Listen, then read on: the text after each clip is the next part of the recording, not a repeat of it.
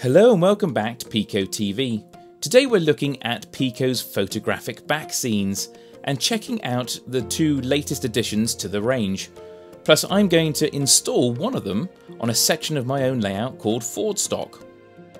Having a great backscene is so important to the hobby. It quite literally is the backdrop to your model railway and can set the tone and feel of your layout. Over the years, lots of modelers have mastered this effect by either painting their own or using pre-made backscenes to create different effects, as we can see here. Let's take a look at the latest additions to the PECO photographic backscene range.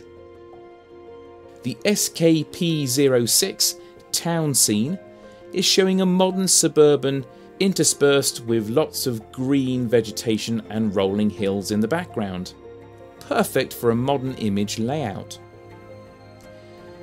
The SKP07 mountain scene is showing brooding mountains with cloudy skies and a foreground of vegetation and a floodplain.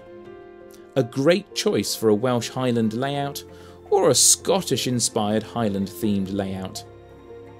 Not forgetting the already existing range, the SKP01 River Valley, the SKP02 Plain Sky,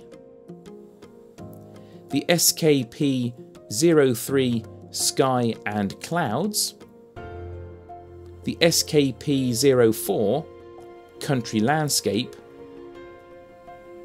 and the SKP05 Water Meadow, and this range will keep expanding over time. PECO backscenes come in 3 sections, numbered 1 to 3, and they need to overlap using the pre-printed guides for a seamless join. So let's get started. I'm using a 6mm sheet of MDF as the base for my backscene. MDF is a porous material, so it needs to be sealed. I'm using an acrylic-based aerosol white primer to stop my MDF absorbing the glue. Whilst I wait for the paint to dry thoroughly, I mix up some wallpaper paste with cold water. And slowly I add a tiny amount at a time until I get the consistency that allows the spoon to stand up in the middle of the jar like this. Now the white primer has dried, I apply liberally with a soft paintbrush the wallpaper paste onto the sheet of MDF, making sure there are no lumpy bits and it's evenly spread. Then, taking great care, I position my sheet at the left-hand end of the board as I will be working in a right-hand direction. And then, using a large wallpaper brush, I flatten out the sheet like this. Next, I apply more wallpaper paste to the section where I will be applying the next sheet, and making sure a small amount of wallpaper paste is overlapping up to the dotted line indicated on the previous sheet.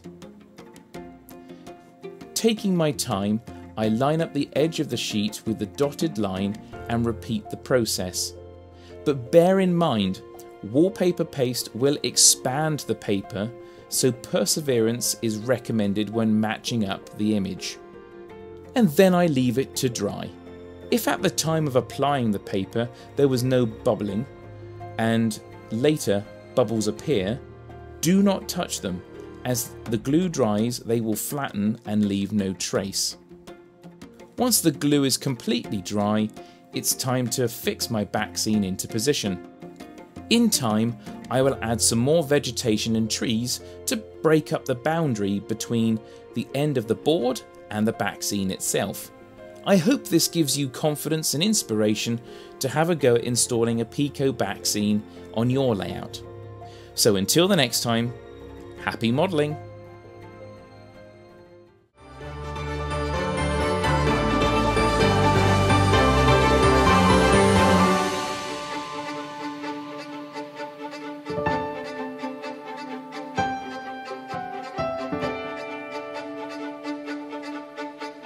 Thank you.